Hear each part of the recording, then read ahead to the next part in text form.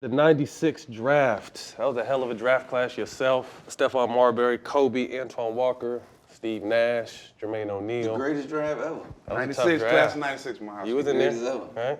You was in there.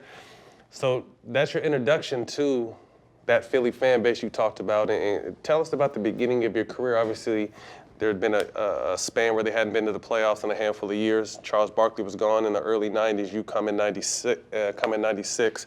What was it like at the beginning trying to build the beginning of your career? So hard. Because the same thing you spoke on, Matt, with the fan base being so tough, right? And then I was coming in, I was a point guard, but I always been a killer. So I was a scorer. Not being traditional, they were hard on me. You know what I mean? And then I came from Georgetown, Villanova. Big East. Yeah.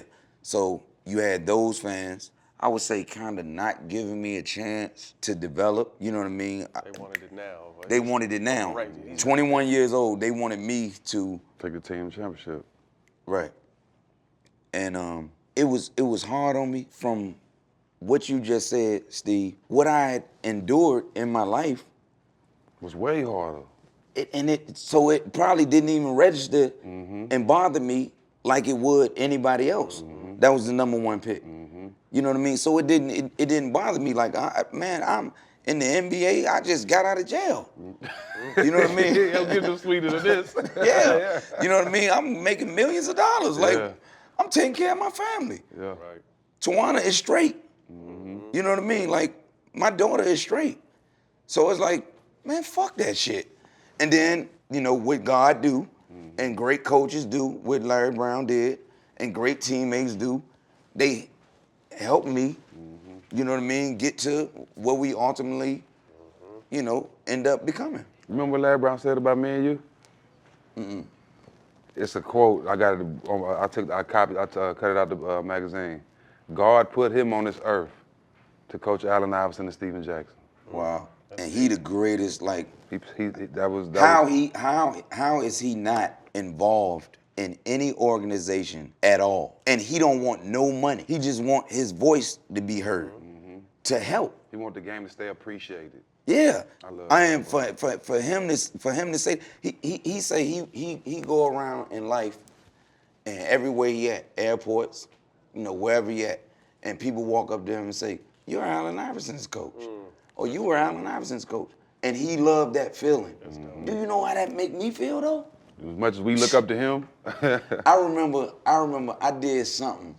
We were playing Orlando, and I hit the winner, and I remember your reaction. Cause me and you, we jumped up, you know what I mean?